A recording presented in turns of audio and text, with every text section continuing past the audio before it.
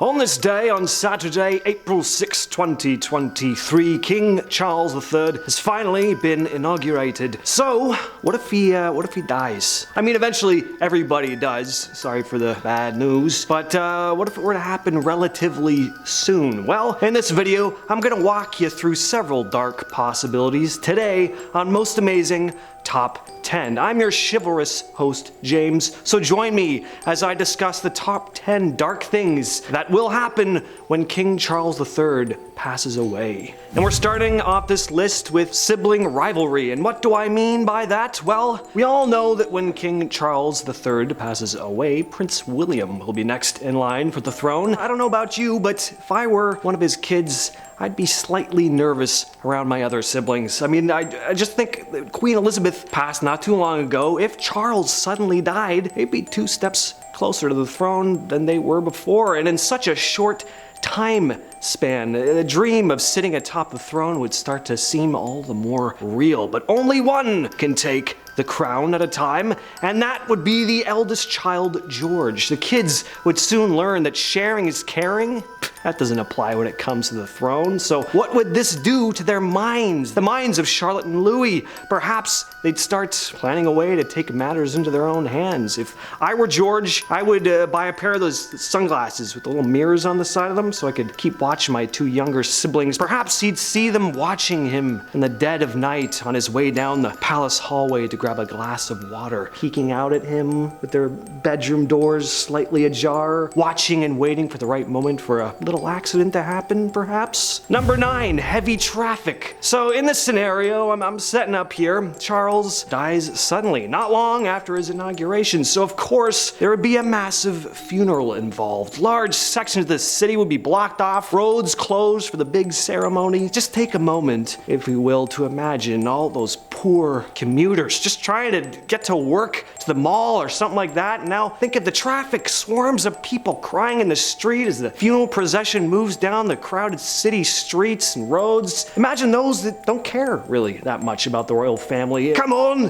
what is this? I'm trying to get to work. Get out of the way. It'd just be madness, especially right after the inauguration ceremony and Queen Elizabeth's funeral. How much traffic can one city take? Now, speaking of the unrest at the death of the king, that's gonna bring me to my next point. Perhaps it would just be too soon for a change in leadership. Charles was at the ripe old age of 74 when he took the throne, so for him to then die so soon after, that would make for a pretty confusing time. First, everyone was reeling from the death of Queen Elizabeth, then they had to get used to King Charles, but then bam, he's gone too, so now everyone's mourning his death. Then everyone once again has to get used to a new king. In times of turmoil like this, it's a perfect time for enemies to crawl out of their little holes, and who knows what enemies of Britain are lurking in the darkness, ready to strike like a viper as soon as the United Kingdom is at its weakest and most vulnerable point. Now, we're all assuming that Prince William will take the throne when his father passes away, but what if he decides he wants more out of his future? Maybe he decides he wants to become a carpenter in a small Italian villager, or maybe he awakens his spirituality and decides to become a monk in Japan. What then? Well, Prince George would become the king, so now we've got this 9-year-old boy running things. I mean, sure, he'd be appointed with a regent to oversee things, but what if the regent is a complete tyrant who now has this incredible power of influence over this young kid and starts instructing him to commit acts of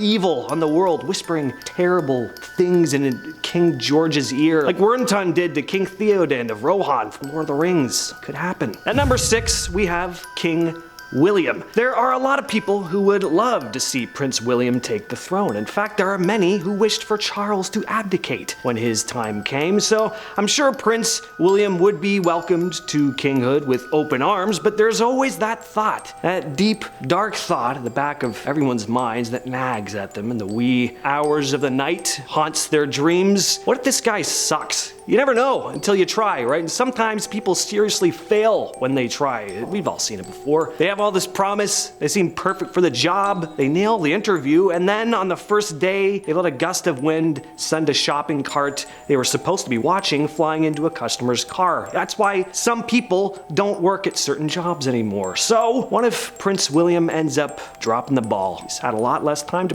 prepare than his father has, and being a king comes with a lot more weight on your shoulders than working at a grocery store. That brings me to my number 5 point, a rise in crime. So there are 2 possible dark scenarios I've laid out here so well. A young King George guided by a voice of evil, or a King William who ends up being terrible at his job. Both these situations would lead to political unrest, which would cause a rise in crime. The streets would be full of pickpockets, goons, and other assorted hooligans looking to take advantage of a population ravaged by confusion, darkness. Protests become riots, chaos would ensue, and once that happened, perhaps the king would become so desperate to control the population that he would become an all-out tyrant, bringing the hammer of the law down upon the wild Brits harder than it's ever been brought down in centuries. We could have a new Dark Ages on our hands. Just think about that for a minute. So we've established the potential chaos caused after the passing of King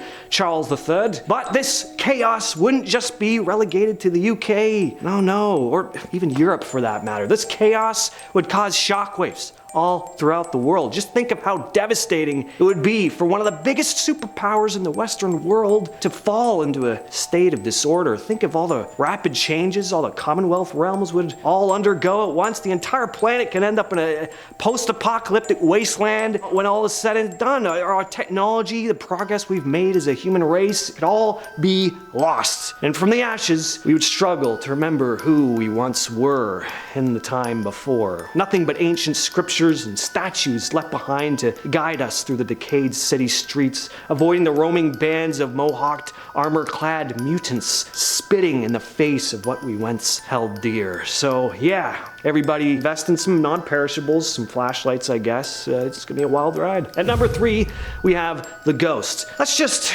take a breather, dial back for a moment, away from the apocalyptic imagery, and discuss something a little spookier. King Charles's ghost could haunt the royal family forever. Ghosts, they like to stick around in the living realm for many different reasons. Maybe they have unfinished business, perhaps they're just mad, maybe they don't even know they're dead, or maybe they just enjoy being a ghost. King Charles III could definitely fall under the unfinished business / I'm really angry category, or at least displeased category. Just think of how long this guy waited to be the king. He was 74 when he finally took the throne. He just had his inauguration. Even if he dies when he's like 84, it's not a whole lot of time to spend on the throne. Maybe if it was the medieval times, it would be a while, but in modern times, it's certainly less than his mom had, that's for sure. It's kind of like watching your idiot friend hog a video game. Not that Queen Elizabeth is an idiot. I'm talking about something else here. Just imagine your friend, he's playing a video game, you're just watching him for hours on end. You're just in the back eating Funyuns, twiddling your thumbs, just itching to get on that controller, and then finally he hands it over to you. You've got it in your grasp, and then your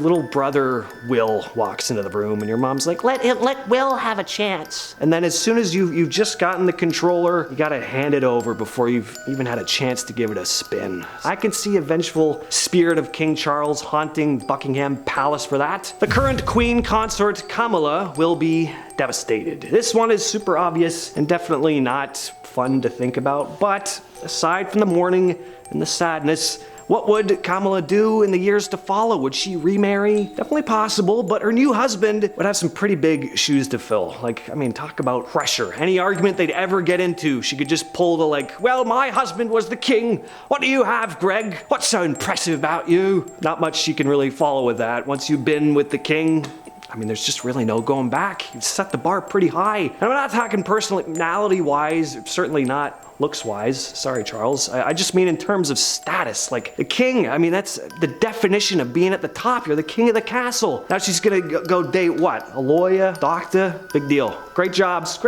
but they'd still look like scrubs compared to a king. And lastly, this one, pretty obvious, but there will be a period of mourning. I don't think it takes a wise man like myself to tell you that death is sad. And there are a lot of people that hold the royal family in high regard, including me, obviously. As you can see from this list, I haven't made one joke or sarcastic remark or said anything that could be regarded as outlandish, ridiculous, or insensitive. And that's because the royal family is royalty. And I approach videos like this just like I would if I were a noble squire or knight or some kind of guy like that. What I'm trying to say is that there are many who would and will be devastated when the king eventually does pass away, but when that time comes, we'll just have to turn to Disney's 1994 smash hit animated feature, The Lion King, and remember to ourselves that that's just the circle of life. With all that said, I'll catch you, yes, you specifically, in the next video.